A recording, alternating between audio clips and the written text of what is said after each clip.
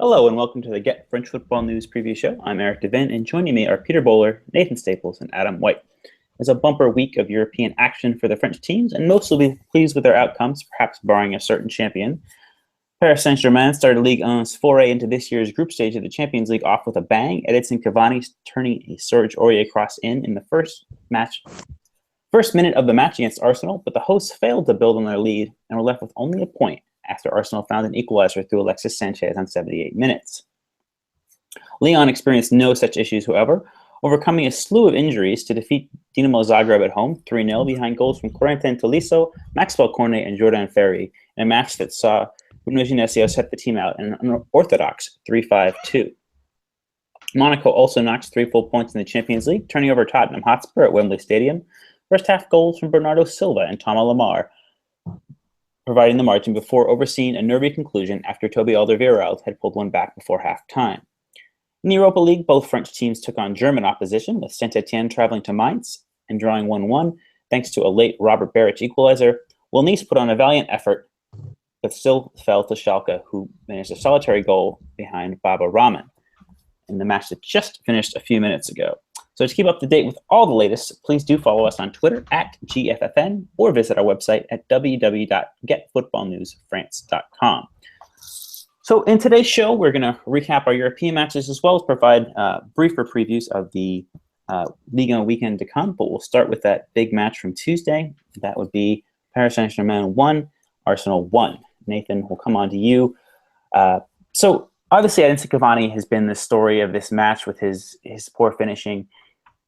But his performance aside, was this an improvement from PSG based on what we've seen the past 2 weeks? For about 70 minutes, yeah, I would say. I think they were more creative than we've seen in the last 2 weeks or so against Monaco and against Saint-Etienne. I thought they made more chances, but it was more chances for Edinson Cavani to waste, unfortunately. I did read that said our Twitter revealed that on L'Equipe during the second night of Champions League football that close, easy chances missed were referred to as Cavani's, which should tell you exactly how the Uruguayan's night went, really. But yeah, you're right. For 20 minutes, they looked dangerous. I thought Serge Aurier was sensational down that right-hand side, being fit, which made it even more puzzling why they took him off, other than to preserve him a little bit, or maybe he was slowing down. But I still think he still created danger up until the point he came off. I thought Marco Verratti was controlling things much like he did really against Saint-Etienne. He was the best player that night. He was at times the best in this one, other than a very strange moment in the final minutes where the referee decided to send off Giroud and give the Italian his marching orders in a frankly bizarre circumstance where neither probably would have been. Keeping both on the field might have been a better decision. But no, there's positives to take. I think there's still things to work on. I thought the defence looked really good. Marquinhos was excellent, really excellent. But other than the Cavani mistake, I thought it was a bad decision to bring off Thiago Motta. Bringing on Thiago Motta was a bad decision. He didn't really add much to the midfield. They brought him on to be a bit more defensive, but 4 minutes later Arsenal score, which shows you that he was probably being a bit too negative. When PSG were really still on top of that game, Arsenal were really nowhere near them for a majority of it, really. So that puzzled me a little bit. Matuidi worked at left wing. I thought he did it reasonably well. And they would have been even more dangerous with Kazawa on the field, although Maxwell was solid. But they should take a little bit of heart. But Cavani needs to finish these chances. He's been given the chance this season to be the main man. He's already failing. January can't come quick enough for Paris Saint-Germain in that department at the moment. Peter, I'll come on to you now. Nathan mentioned a couple of players there who I thought perhaps exceeded expectations, and most notably Marquinhos. Can you talk a little bit about him? Can he take that step up this year and be recognized as one of Europe's best center backs? Yeah, potentially. I'd like to think that he can step out the shadow of David Luiz a little bit more now and settle into that team. But it's not going to be an easy ride for him because young Kimpembe is such an excellent young talent that he's certainly going to have to be fighting for his place still. I thought he had a solid game. I thought he looked good. I don't know whether that was more to do with the fact that Arsenal just weren't troubling PSG enough. But yeah, I thought he played very, very well. Always plays a lot better when he's playing next to Thiago Silva as well, because the two of them, the two Brazilians, they obviously communicate well. Thiago Silva organises him very well as well. So I think there's a lot of positives there at the back for PSG. I think where the trouble lies, and I think Nathan already highlighted that, is up top.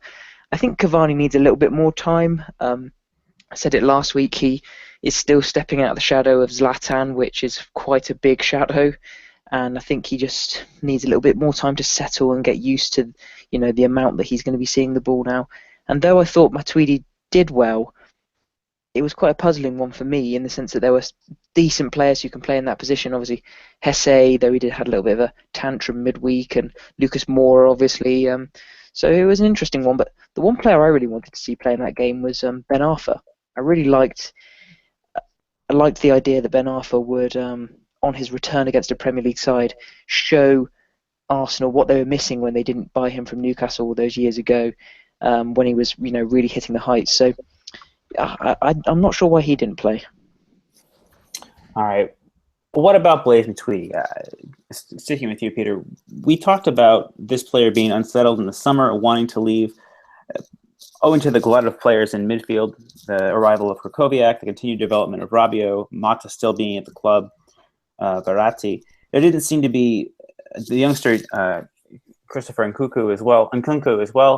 Has been tipped for big things, but he performed admirably well, I would say, in a more forward position. Do you think that he could potentially have some sort of a future there, particularly in matches where more pressing is needed from the front, say? I'm not sure. It's a difficult one. I'm surprised Matuidi stayed at the club, especially as Juventus wanted to bring him in, and that's obviously I would say probably a step forward, considering what a fantastic team Juventus are and how well they do in Serie A, and etc. etc. etc. You don't need me to talk about how good Juventus are, but it was a surprising one to see him out wide. One thing I think is worth saying on that point, and it's not one I've seen said already, but it's brave from Unai Emery, and that's good to see.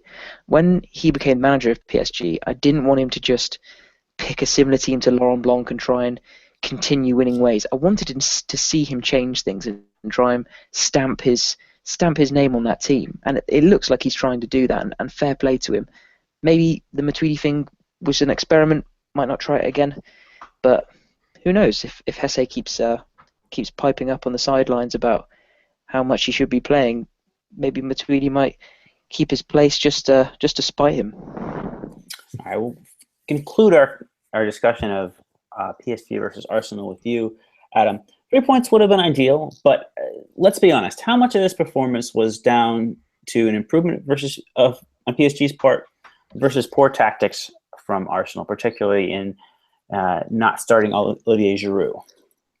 Yeah, I think it's a little bit of both. I think PSG were improved. I think it was possibly their best performance under Emery so far. That's not necessarily difficult to achieve, but it was probably their best showing so far.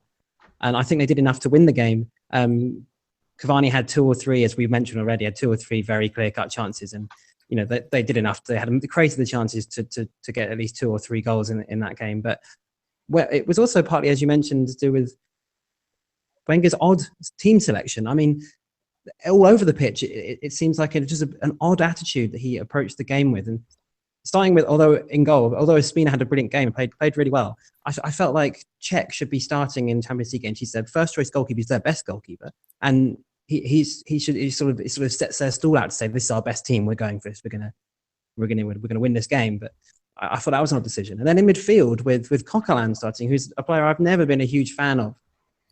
I'm not necessarily sure that he's particularly effective in that defensive midfield role. I think Granit Xhaka is clearly a player with perhaps more Champions League experience with Gladbach last year. He's a better player. He's more combative. I'm surprised he didn't start, given that PSG's probably strength is in the midfield area, and they would have given those players like Verratti and so on some swap position and a bit more sort of fight in that midfield area. So I'm surprised that didn't happen. And then Sanchez up front, although he scored the goal, it was a nice little finish, although he scuffed it a little bit. It was a nice goal. But I don't know why Wenger seems to persist with him as a central striker. I don't think he's a central striker at all, especially on his own. He might be able to play off someone or with someone, but in a 4-2-3-1, he's not that one. Like, and Olivier Giroud definitely is that one, especially when he's got someone playing like close to him, like Mesut Ozil would have been yesterday. And as we saw at the Euros, when Griezmann was playing close to him, he was much more effective. And in away games, like PSG were probably favourites for this game, and they were expected to be, pressing Arsenal. I would have felt that it would have made sense to have a bit more presence in attack, someone that could hold up the ball, someone who could, give Marquinhos and Silva some issues from crosses and balls played up to him and, hold up the ball nicely, which Sanchez is never going to do. He'll work hard and he chases everything. He's a very good player, but I don't think he's a striker. So it would have been perhaps better to see him maybe on the right and attack Maxwell. Maxwell was given that extra protection with Matuidi ahead of him because they're worried about Walcott. Walcott tore Maxwell apart in a Barcelona Arsenal game a few years ago, and that's part of the reason with Kazar injured that Matuidi played. But it might have been better when Walcott turned out to have that little knee injury before the game. Although Iwobi is also quick, maybe Sanchez would have been a better bet out wide and Giroud through the middle. So I don't think Arsenal played badly, but I think it definitely they could have. There was a better performance in them if they perhaps the team selection had been more appropriate. So I think overall PSG will be pleased. In some respects, they did enough to win the game. They can't really elicit for Cavani's finishing, but they were helped a little bit by Wenger's sort of slightly weird team selection. All right, so in the other match in that group, we should mention too, FC Basel drew at home to Ludogorets. So it's definitely all to play for in the next 5 matches. There's still every chance of PSG topping that group. But we come on now to the first, or one of the 2 matches that were played yesterday, Wednesday, and that is probably what was the surprise result of this round of Champions League fixtures for those of us who don't follow French football. And that would be Monaco's 2-1 defeat of Spurs at Wembley Stadium. Nathan, you were watching this match for us, so a few issues that I want to address with you. So first of all, Harry Kane, obviously a compelling figure due to his performances last season, but so far has not really started the season very well. His movement and his work ethic really wasn't where it needed to be last night. Is he part of the problem for Spurs? A little, yes. This was mentioned by other people before the game that he started last season pretty slowly too, and recovered and played fantastically. I think he seems a little bit tired to me, which is an ideal time to maybe give him a rest at the weekend or so to really freshen him up a little bit. But in this one, Tottenham never really shifted out of third gear for me, and I thought Monaco were really, really good at times. They showed exactly why they've really impressed a lot of us this season so far, because even though they played Raji at right back, which gives me migraines, they were absolutely terrific. Bernardo Silva, every time he touches the football at the moment, can do no wrong. He was really, really excellent, and he took a well-taken goal. The defenders stand off him at your peril because he will punish you, and he did, rightfully so. And going back to Harry Kane, there was a funny moment where he does have that shot on target, and the BT commentator Jermaine Genius did a wonderful piece that Subasic's position was excellent when Harry Kane hits the ball straight at him. That's probably giving Harry Kane a little bit too much credit or Subasic, in fact, giving him a little bit too much credit for his wonderful positioning. But they missed a chance last night, Tottenham. They did have opportunities, and they did look like they were getting better in the second half, especially with Dele Alli closer to Harry Kane, and then Mauricio Pochettino brings on Janssen and pushes Ali out wide, and they struggled again because there was no pace in those areas, and it was just too easy for a really good central area of Gleek was excellent again. He's hardly put a foot wrong this season so far. The midfield duo of Bakayoko and Fabinho were super. I thought Bakayoko was excellent again.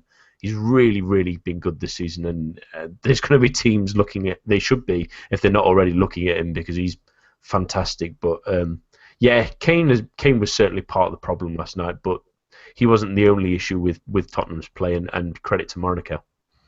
Certainly credit to Monaco, but I want to come back to one more issue that cropped up for me for Spurs. I think that it may have been a mistake to start Dele Alli alongside Eric Dyer in that central midfield.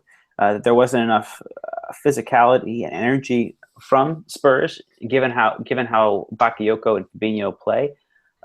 Should he have opted to play Ali further forward and to drop in the likes of a Wanyama or maybe even a Moussa Sissoko next to Dyer? Absolutely. Or another consideration would have been Moussa Dembele, but obviously with his suspension, he's maybe not quite match fit, so it's probably better to bring him on. But it almost felt like a decision to force Heung-min Son into the team after his performance at the weekend, which was excellent, and I'm a big fan of the Korean. I think he's excellent, but almost it was a way to have him in the side but still play Eric Lamela. I felt that it was almost like Pochettino wanted too many of his eggs in one basket. I would have probably kept Son on and maybe brought Lamela on, and that was the reason why it seemed to me at least why he started Ali against with Dyer in that centre midfield. Otherwise, yeah, you're right. I would have probably started Sissoko and then brought Dembele on if he was struggling. But yeah, they looked a little bit lightweight in that middle of the park, and I don't think Son, while he was taken off at half time, I don't think he was that bad. I didn't think Lamela was doing too much either, really. Pushing Ali into that more advanced area is where he excels the most. And it was clear once he was moved into that position how much of a danger he can be, because he was really starting to dictate things. And then they moved him out wide anyway. But yeah, they needed more strength in that midfield. That might be an oversight from Pochettino's point of view. Well, finally on this match, things are also looking good for Monaco, as Bayer Leverkusen, the other heavyweight in the group, if you will, were held by CSKA Moscow. And so just a final word from you on this. How far can Monaco go? Can they win this group? I think it's winnable, yeah. That result on the other game, which was surprising for CSKA to come back so quickly, in that 2-2 draw, it leaves it wide open for them. I mean, Monaco have got Bayer at home next. A win there, it's a really strong statement of intent by beating Tottenham away from home. Everyone always says in Champions League, win your home games and try and nick a point away, but they've nicked 3 already away from home. A win against Bayer puts them in an absolutely terrifically strong position, and this really should push them on to try and go for that first spot. And once you're in the knockout rounds, who knows? They've got a strong enough team. If the draw goes their way, maybe a quarter-final, but I can't see them advancing much further than that. But yeah, they look impressive and in a very competitive group as well. So good result, and if they can do the same in 2 weeks' time, then they're in a really, really good position. All right, thanks for that. The other match that was played yesterday was Lyon defeating Dinamo Zagreb 3-0 at the Park OL. We had Peter watching this for us, and I did as well, being a Lyon fan. So, Peter, we saw Bruno Genesio trot out this experimental 3-5-1-1, and there were some doubts before this over the match, whether this was the best thing to do in terms of continuity of system. But what we really saw was a coming out party for the likes of Corentin Tolisso and Maxwell Cornet. They're been fantastic players for their respective youth international teams, but this is the first sort of match they've had either of them have had on a big stage of such a magnitude. Can you talk to me a little bit about these two players? What are people missing if they're not seeing Lyon week in and week out?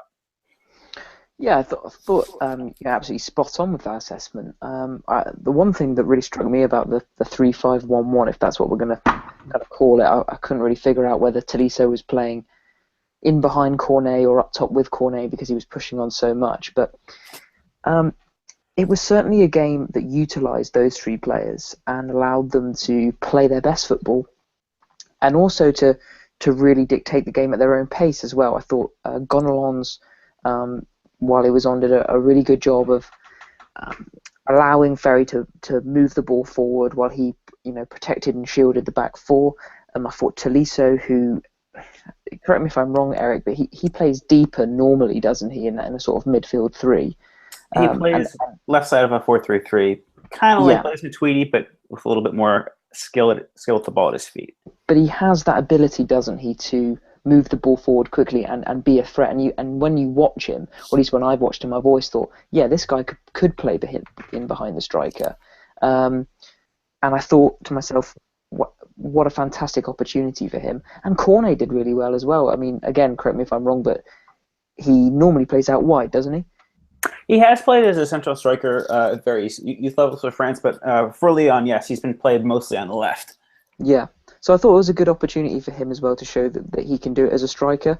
Obviously, Lyon have got two of the best and most talented centre-forwards in Liga in Lacazette and Nabil Fekir. But both of them, I would say, are injury prone, and it was good for Cornet to show the Lyon faithful that, hey, these two players might get injured from time to time, but at least there's me here to step in. And I thought it was a really fantastic display. No Champions League game is easy against opposition like Dinamo Zagreb, who are difficult to scout for any management team. I mean, I would be surprised how well Lyon were able to prepare in regards to what Zagreb were going to throw against them. So I thought it was really, really positive for Lyon. And I thought the defence was very, very good as well. They were well organised. Raphael, especially, I thought, did a really good job of playing that wing-back role. So, yeah, lots of positives for Lyon. So I would certainly concur with you as a fan and as an observer as well. But is there a grain of salt to be taken from this, Peter, given the quality of the opposition? I mean, Dinamo were pretty poor. They were poor, but we've seen much poorer teams than Dinamo Zagreb grab much more unlikely results against teams you would expect them to lose to. One example that sticks to mind is that horrible Kabbalah versus Lille game I had to watch earlier in the season. You never know what you're going to get in the Champions League, and again, it harkens back to that problem where the opposition is much more difficult to scout, much more difficult to know what they're going to do, and I think it was very, very brave of Lyon to line up the way they did. I thought it was fantastic that they were able to utilise these young players like Ferry, like Tolisso, like Cornet. And I think it just sparked positives. As much as good as it was, is this going to now move over into Liga? I'm not so sure. I think they'll stick with the 4-3-3. But hey, it's great to have a plan B. A lot of the best teams have plan Bs when things aren't working.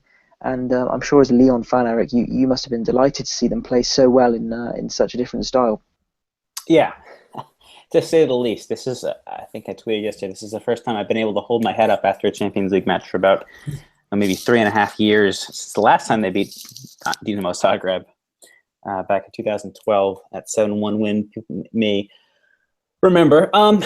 So coming on now to today's matches, the Europa League, we had Adam watching Mainz versus Saint Etienne.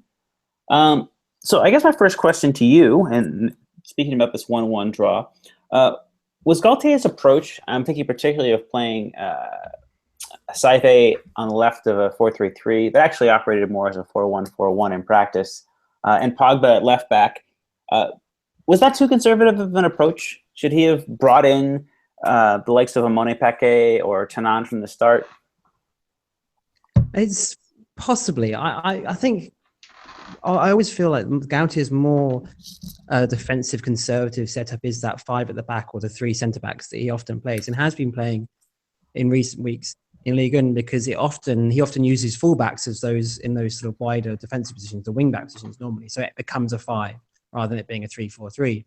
So I always feel like that's his more conservative formation. And he moved away from that a little bit today for what was a tough trip to Mainz. I think it's been a little bit out of kind of a necessity with the injuries at left back to Polomar and Benge. But with Pogba, he sort of toyed with the idea of saying he can play at left back, but I don't really want him to because I don't have that much confidence in him. Obviously, he is a centre back by trade, so he says confidence in him there. But I don't know whether moving into left back makes it more defensive or makes the side a little bit more forward thinking. I was a little bit surprised they did go 4-3-3 with Pogba in that position. Perhaps it was a little bit with him being a centre back and Saive together. There was a little bit more security there, maybe overall. But I would have preferred perhaps them to keep the 3 at the back because it has worked well in recent games, and then push on the wing backs, like push them forward. But and maybe go with Malqui on the other side. And maybe start Lacroix who's just home from Sion, and Tefo Catherine at right wing back and push them on. But so that may have been a little bit more forward thinking. So it ended up being quite a defensive performance anyway, because for the first sort of half an hour, Mainz, although they didn't create too much, it was a pretty dull game overall. They didn't create too much, but they were the side on top. Apart from there was one Roman Hamuma chance in the first half that he possibly should have scored. But it ended up being a little bit more defensive. overall, but that was out of necessity more than anything else. With Saive, it's an interesting question because he used to be so explosive at Bordeaux in his earlier days when he was playing as a striker, was playing as obviously as a winger as well.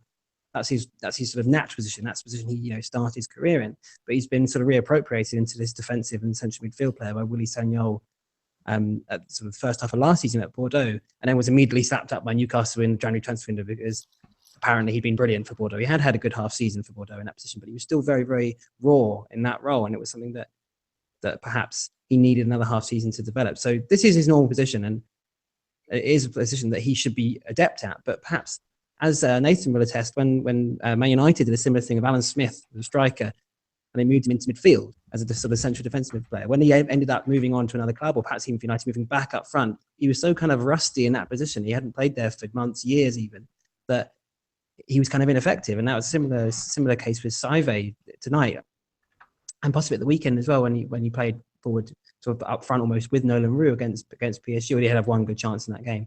So it kind of made that formation a little bit lopsided, which is a bit odd from Gautier's point of view. I would have thought that given their sort of uninspiring midfield, I've often mentioned on the pod, that Saive would be someone who's a bit more exciting in that midfield central area, and someone who who's developing that role, and he would continue that development. But I'm not sure that the formation itself lent itself to an attacking setup. So Posse was a little bit too defensive in sort of personnel rather than formation. Yeah, there's a reason Alan Smith's at Notts County now. Right. So just one more question for you, Adam. Brian Dabo, had looked a really incandescent player before his injury and during his time at Montpellier. Is this just a little bit of ring rust on his part, or do you see him struggling to establish himself as a more forward-minded player with Gautier's ethos being what it is? I think he will struggle to establish himself as a more forward-minded player, because tonight he kind of ended up playing a lot of the time, although as you said, it did kind of eventually work out in practice as a 4-1-4-1, but he was, of those central three, he was the most forward-thinking. And often it looks like a 4-2-3-1 when they were pushing forward or perhaps pressing forward. He was the one perhaps closest to the central striker, to Beric. I don't know if he's an attacking midfielder. I like him as a central midfielder where he can go box to box, he can get back, he can help Selnes or whoever, Clement, whoever ends up playing there, and his defenders. And then he can sort of bomb on because he's so dynamic. He can really get up and down. And, he's good on the ball. But I don't know if given Gautier's defensive mindset, that he's going to have the support in those attacking areas to really show his ability that we've talked about before in the pod, that could be really useful for Saint-Etienne, given that Lemoine and Selnes, as we mentioned, Clement and those sort of players are quite sort of defensive minded anyway. He may be a little bit isolated in that between them, as the link man between them and Beric. I don't know if he's going to get outnumbered easily when he's perhaps against two sort of sitting players. That might not work out too well for him. I don't know if it suits his skill set. So perhaps it would be better for him to be a more central player, and he can be that one alongside a defensive midfield player, and he can get up and down. Perhaps Mahmouma should be more central, and then there can be support from both of those players, and when they push forward in that situation. So I'd like to see him more central. I don't know if he'll be that more forward-thinking player of those three for much longer. All right, a final question for you then, Adam. We saw the good chance there created by Slaughterland with the knockdown. Is that perhaps a suggestion that Gautier could play two up top? I think there's a case. He played it a lot in pre-season with Roux and Beric up top, and he said that he wanted to play that formation. It's something that he felt would fit his players with Hamouma and Tanan. I personally am not entirely sure that would work. Could be a little bit open century, perhaps with Darbo's dynamism that might work. But I think there's a case for playing 4-4-2 in Ligue 1, and it could work if they can maximise those two, because you have to play to the strengths of those two strikers, given that most people in Ligue 1 play with the three in midfield and the one's forward. It was nice to see Soderlund get a game and have some influence on the game, because he's been a bit wayward since that goal against Lyon. He hasn't affected the games too much. But I think there's a case for perhaps Roux and for Beric to start together in attack, and perhaps that might get the best out of Hamouma and Tanan if they've got a little bit more got a bit more options when they've looked to play those crosses and those passes. So it might be nice to see them switch formation. It might make Saint-Etienne a bit more interesting, because although they're one of my favourite teams in the league, and they are one of the dullest to watch as well. So it'd be nice to perhaps see them play a bit more attacking and look at because I think Roux when he's not the main man, when he isn't pressure on him to be the main man, he's by no means a brilliant player, but he does play better when he's perhaps out wide or perhaps hasn't got that onus on him to be the goal scorer. So with Beric alongside him, who would take that role, it might get the best out of those 4 attacking players, assuming they can find a way of covering for the central areas. So I'd like to see it. Great. I would have to concur. Even though I am a Lyon fan, I do have a bit of a soft spot for Le Vert, and it'd be nice to see them be a little bit more open going forward. So coming on now to our final European match, we had Nathan and Peter watching Nice versus Schalke. Nathan, we'll start with you. This 3-5-2 has been seen as negative or positive, depending on what the match is, perhaps negative today. But Nice did defend really well. That said, was the introduction of Bodmer for Cosiello too negative? Should Lucien Favre have been a little bit more proactive with his substitutes, brought on the likes of Abel Honda a little bit sooner? Yes and no. I think he should have brought Belhanda on sooner, certainly. I thought Bodmer did reasonably well, and strangely from that cameo last season at centre attacking midfield when Tim Ben Arfa was injured, he seems to have found a weird new lease of life of being a little bit clever and creative, and I thought he did all right, although he was obviously playing in a more defensive role. Cosiello needed to come off. I think he looked knackered, bless him. He'd run here, there and everywhere, but in that midfield 3, I would have actually taken off, if in form, Jean-Michel Seri. I thought he was relatively disappointing today and hasn't really found that form that we saw last season. But in the whole, Nice struggled. They were good defensively because there were so many bodies there. They were sat too far back in that 3-5-2, which served them quite well against Marseille, but they weren't advanced enough in the wing back positions. They sat back too far. The midfield couldn't get out, and there was way too big a gap between those and Balotelli and Player. Neither of those come to show for the ball. And it was a tough night. They would have been delighted to come out with a point because Johan Cardinal was excellent up until the goal, where it's not clear on the angles we saw on TV if it took a deflection before going in, but he'll be disappointed it went on in his near post anyway. But Schalke probably deserved the win. Max Meyer was excellent, so was Leon Goretzka. They didn't create too many clear-cut chances, but when they did, Cardinal was in the way in the majority of times. But I'm not sure if Favre needs to maybe look away from this 3-5-2. It seems like he's trying to shoehorn in both Dante and Sarr, not wanting to drop one or the other. Because Sarr looks impressive and is 17, and Dante's the new signing, and you can't really drop Paul Bice. It seems like that's the reason why he's doing it at the moment, rather than for the advantages of the team. I'm sure he'll change his mind after that one. That this needs a serious looking at, or they need to get more used to this formation. But no, Nice weren't great tonight. In fact, they were pretty poor. And after the goal went in, they looked a little bit better, but it wasn't the best night at the Allianz Riviera. Just one point then to you, Nathan, on the 3-5-2. I would agree with that, but in terms of the 3-5-2 being a consistent formation for Nice, could you not argue, or could one not argue, I should say, that it's rare that Nice are going to face 2 fullbacks, left and right, of the quality of Rahman and Ovidez, especially in Ligue 1. So maybe this isn't to persist with, and they'll just take their lumps once they come up against teams that have 2 good attacking fullbacks. Possibly, but I wouldn't call Huerdes a particularly good attacking fullback. I think this was more of an issue in midfield as well. They need to try and work out a better system of having Cosiello. If they're playing Cosiello, Seri, and I'm trying to remember the other one. Cyprian, yes, because Cyprian was the defensive midfielder in that first 45 minutes, and Bodmer came on and allowed Cyprian to play further forward, which was better for him. I don't think they can play those 3 together. I think they need either Bodmer in there, or if they want to be more adventurous, have Belhanda in there and use 2 as box-to-box players like they did last season.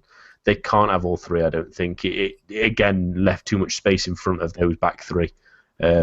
But yeah, I think they should try at least a couple more times with this 3-5-2. If they can get Dalbert and Pereira to play further up the field, yes, but if they want to keep this consistent against the teams like you mentioned, like Paris Saint-Germain and Monaco and Lyon, who have better and more advanced fullbacks, they might have to think of another idea. All right, Peter, coming on to you.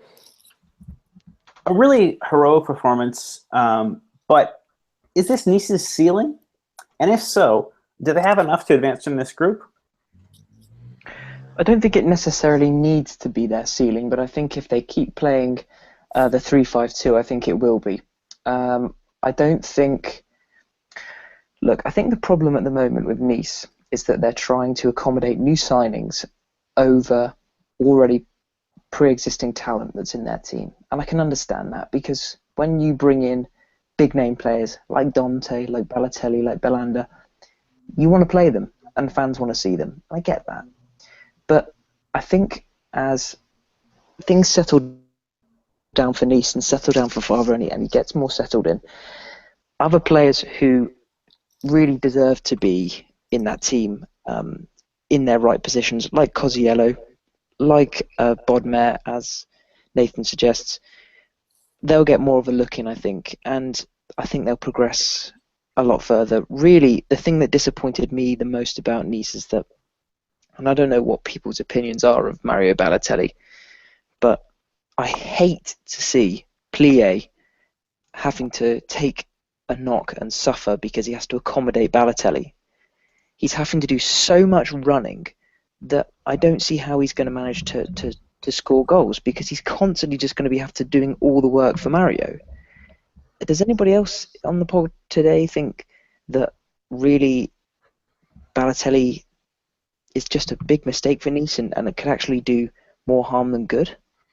No, I'm going to stick up for him a little bit tonight. I thought he did try and put a little bit of effort in. I think that the issue with people's perception of Balotelli not working hard enough is positionally, maybe more than anything. Sometimes he finds himself in the wrong areas, which he does need to improve on. But I think player works better moving around, and he had a more successful game not being that lone man on himself. Too many times as a lone striker, he struggled to maybe find himself in the right positions, but he's not been a prolific goal scorer anyway. And he's 23 now, and he should be improving in that sort of. He should be nearing the level of being good enough anyway.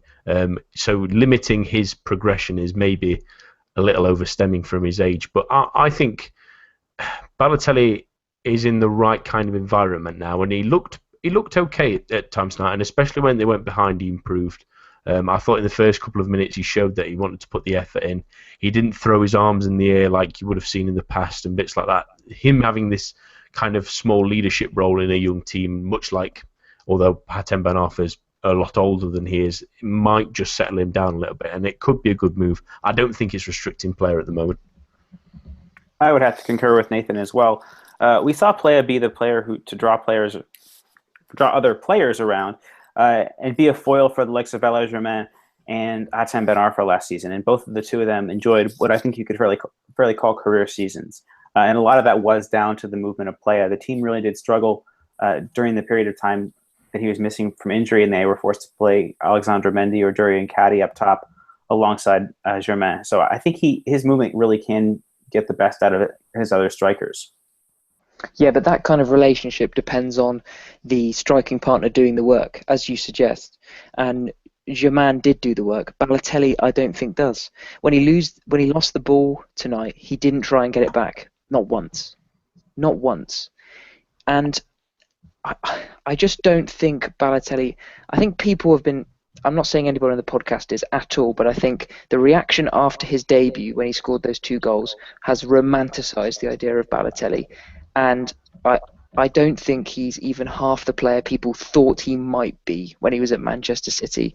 And for me, if they're going to bring in a striker to play with Plié and someone that he can play off, I think Balotelli is definitely the wrong choice. I'd have liked to have seen them maybe go for, well, maybe I would have said try and bring Germain back, but it seems Monaco are happy to keep him, and fair enough. So I'm not convinced on Balotelli, but it's a long old season, so maybe he'll prove me wrong. Certainly an interesting point to consider. I mean, we've only have 2 matches of evidence to go on this, and against the likes of Naldo and Nastasic, I mean, that's quite a step up from anything Marseille are gonna offer. It's a much more stringent defense, but perhaps Balotelli is at a Ligue 1 level, as opposed to the level of Schalke.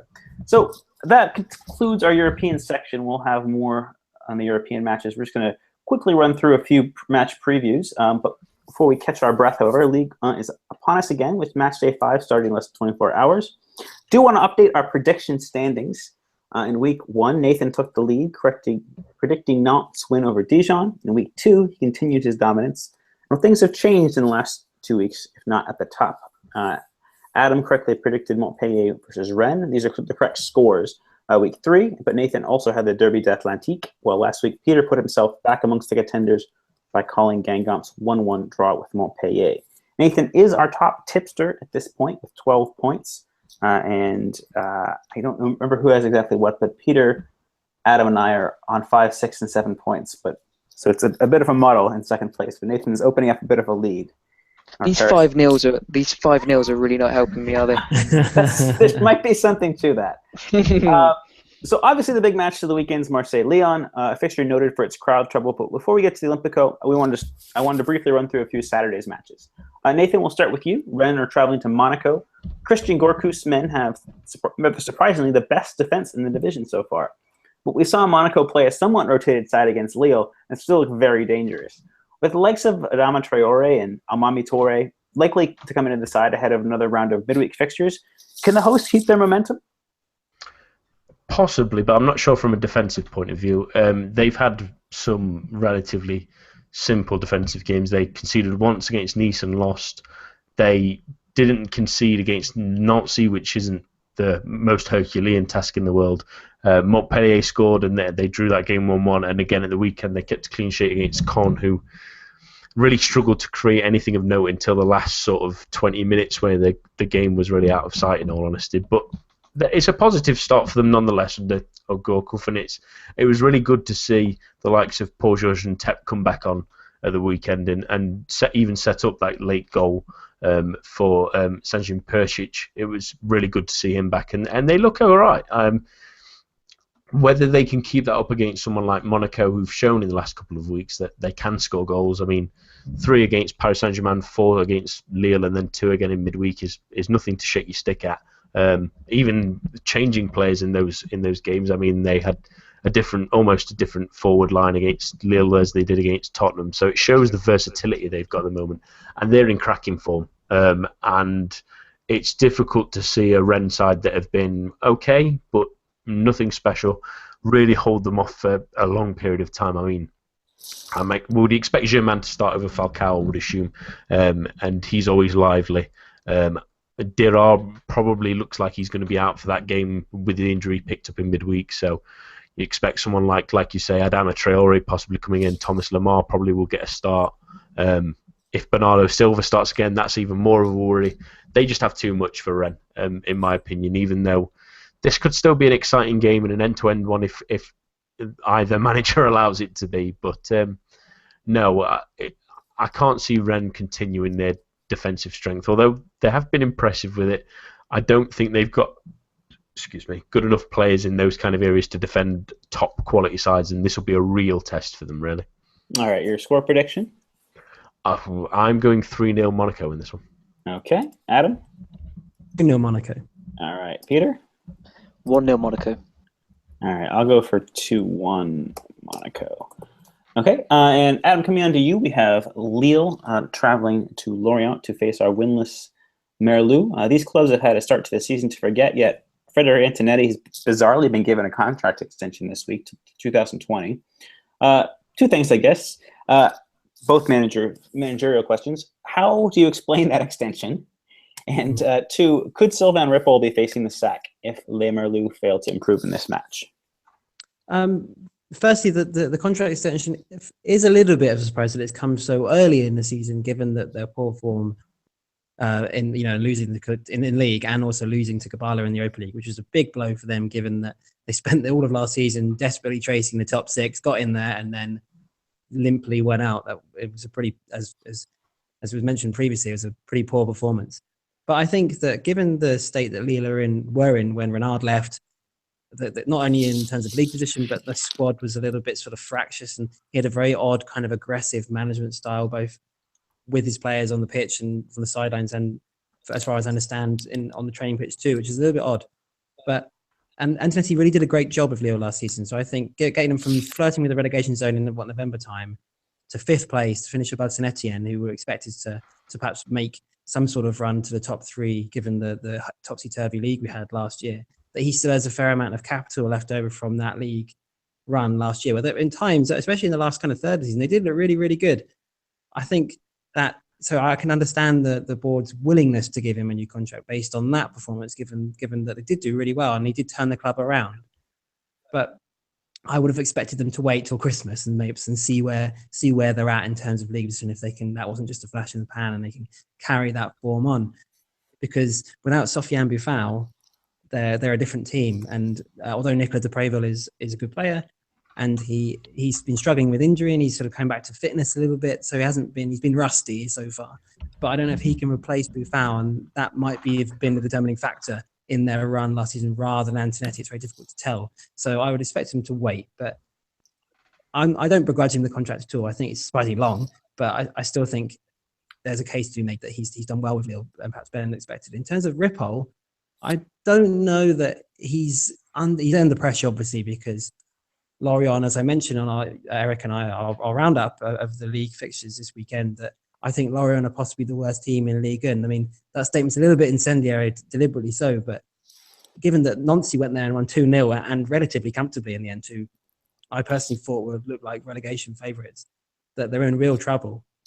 And the only issue that Ripoll has sort of on his side is that Lorient are traditionally they will give their managers time. Gorka was there for a long time, and he's had quite a few Ripoll's had a couple of seasons there, and I think they have faith in him, given that he's a disciple of Gorka, given he was his assistant manager before. So I think he's not in fearing for his job just yet. But if they don't start picking up points and look like they're going to be within a shout at sort of Christmas time, then his days will start to look as though they're being numbered quite soon. So it's an important game for both teams and for both managers. So I think in terms of Ripoll, if they lose, I don't think he'll get sacked immediately, but it'll be the sort of first kind of sign that perhaps Lorient are going to struggle this season, and relegation is a real possibility. They've got the money, given that the players they sold, Guerrero and Dong, and obviously there was a lot of money that came in for both of those players, and obviously Diouf was one of the better players who went to Metz. So they've got the money to spend, which I think they will spend in January, and if Ripoll stays till then, I think he'll get them out of the hole to go until then. So a lot to do for both managers, I think. All right, your score prediction for that one, Adam?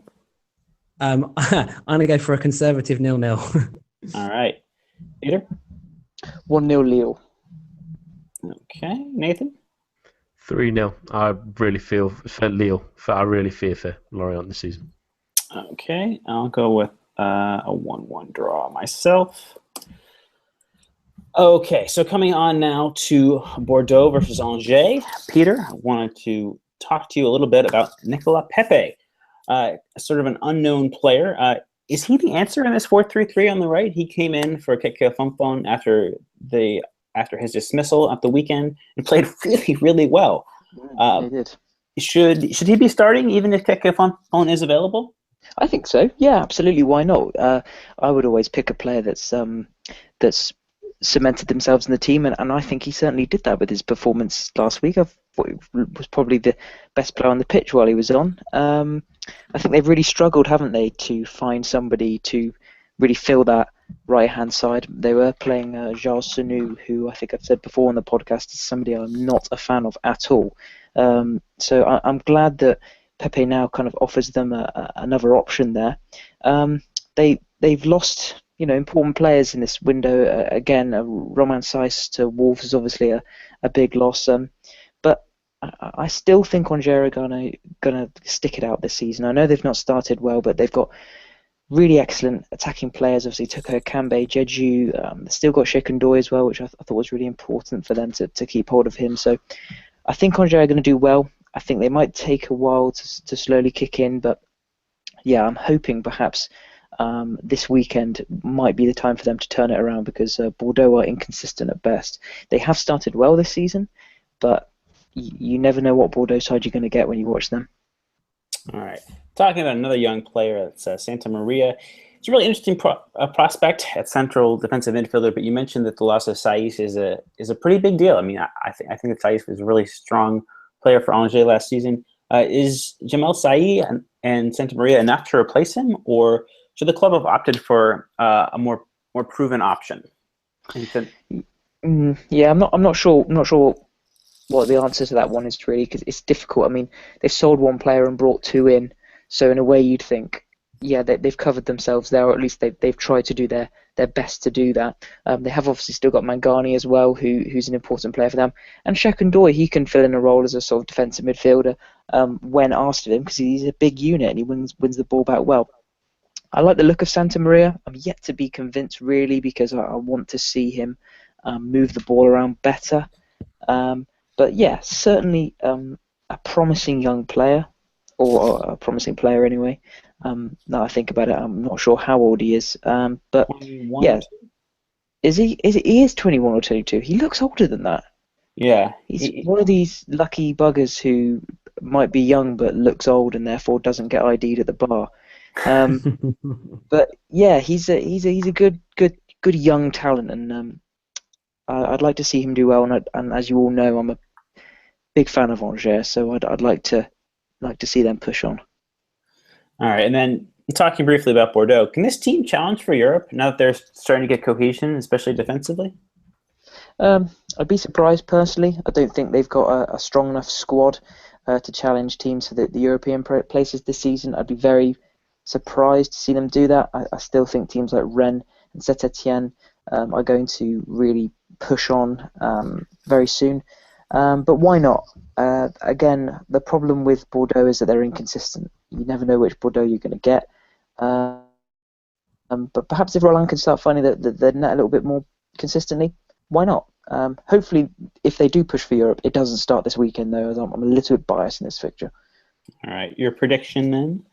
I'm going to go for a hearty 1-0 win for Angers. All right. I'm going to go for a even heartier scoreless draw myself. Nathan? 1-1. All right. And Adam? 2-1 Bordeaux. 2-1 Bordeaux. Nobody likes to pick goals to be scored from Angers around, it sounds like.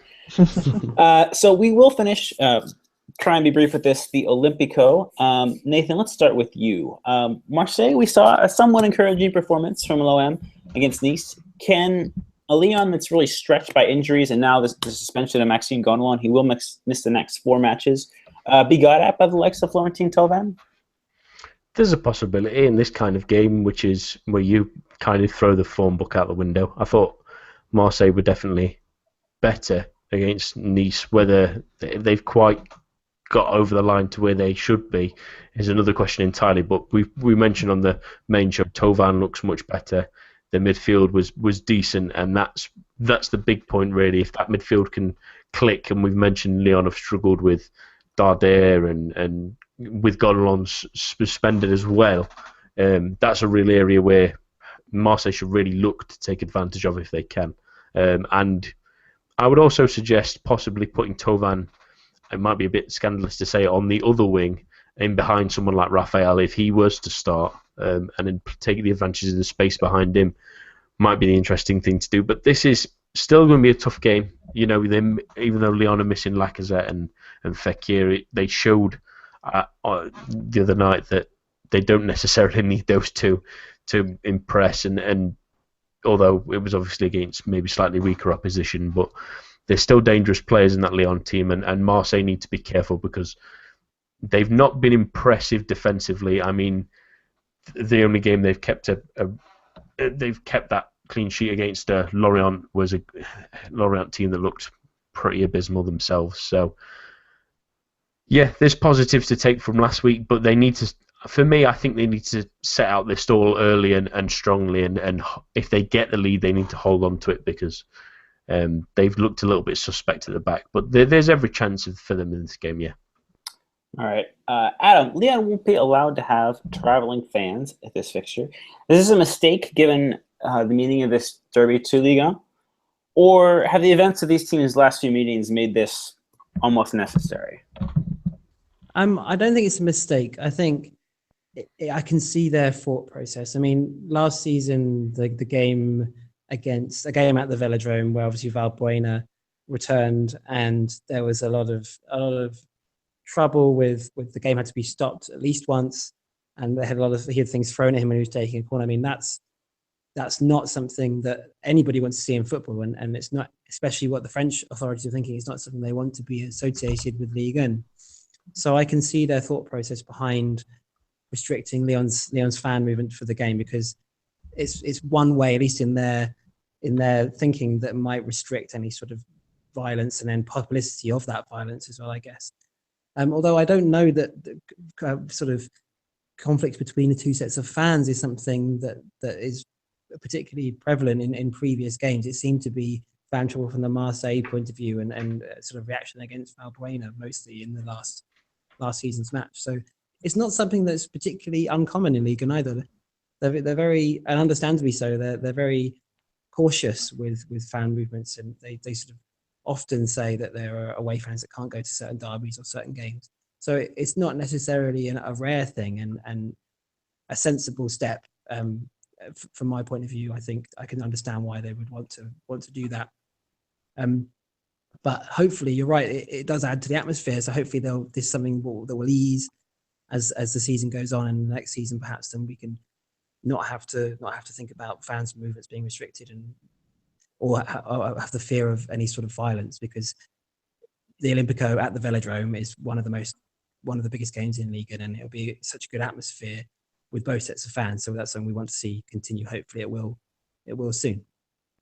All right, final word then to you, Peter. Lucas Toussaint could get the start in defensive midfield ahead of the suspended Maxime Gonalon. What did you see from the youngster yesterday, and is this quality enough to take Gonalon's place over the next month or so in their league matches? Well, he's certainly going to have to step up, isn't he? Because I think has Gonalon's been banned for 4 games? Yes. Yeah, so whether he likes it or not, he is going to have to step up, unless maybe perhaps Lyon will change their system to kind of cancel out that Gonalon's role. I'm not sure. It'll be interesting to see. But yeah, I like the look of him. I think he moved the ball around well. It's a difficult position to play, though, isn't it? And one that you really have to play over and over again to get settled. If I'm honest, I don't know that much about him because I don't really follow Lyon that closely. So final word, really, I'll throw back to you, Eric, if you like. I mean, what do you think of him? Yeah, I think that this is, with 3 points in the bag from the Champions League, I think this is a good time to let him stretch his legs a little bit. He captained the under-19 team this summer. He's probably more mobile than Gonalon, maybe not as adept of a distributor of the ball. He is a little bit bigger. He's maybe 6'1" or 6 foot, whereas Gonalon's a little bit shorter, more like 5'11". So he's more maybe in the Adrien Rabiot mold, if that makes sense, more as rather than being a more orthodox defensive midfielder as Gonalon is. But I think he has the tools to do it. I think he and Olivier Cayman is another player who could potentially play this role. I think are 2 players, along with Mukhtar Diakabi, that really need to be given more of a chance this season. Those 3, I think, have been bubbly under for a while, and now that they're 19, 20 years old, they need to be given the same sort of chance that Cornet, that Tolisso, that Kalulu have been given in the last few seasons. And I think this makes the perfect opportunity to do so. So with that, sorry. Yeah, sorry, I was just going to ask you another quick question as well, if you don't mind, seeing as you are our Lyon expert. Seeing as they like to play with that 4-3-3, 3 in the midfield, is there a way that they could accommodate Ferry, Darder, and Tolisso as that 3, or do none of them really fit comfortably enough in that defensive midfielder role? Tolisso has played there. He played there maybe 4 or 5 matches last season when there were issues with Lindsay Rose and injuries, and Gonalon was forced to play in defensive midfield, but it didn't work. Tolisso is a lovely player, but he doesn't have the physical ability and the tackling nous to play as the deepest of midfield 3, unfortunately. And he does not offer enough protection for a back 4. Oh well, it'll be interesting to see. I think Lyon considering how kind of shaky PSG have started and how well Monaco have managed to capitalise on that. I think Lyon are putting themselves under pressure a little bit by not kicking on as much as maybe we all thought they might do at the beginning of the season. So this is a big game. This is a really, really big game, and I honestly can't wait. All right. I will start the score predictions, and I'm going to say 1-1. Nathan? 2-1 Lyon. Okay. And Adam? 3-1 Lyon. 3. All right. Cool. And Peter, for you? Has to be 5-0 Lyon, doesn't it? All right. So maybe Peter's not chasing the points this time around. When am I ever? As a Derby fan, I'm not interested in points. All right. So that is all from us tonight. Please join us again next week as you recap the midweek fixtures in Liga and look forward to match day 7. Please do remember to follow us on Twitter at GFFN and at the GFFN Show. And also to tune in on Monday at 8 o'clock British time for the Get French Football News regular show hosted by Nathan, where I am joined by Philip Bargil as panelists. Thanks again, and have a pleasant rest of your week.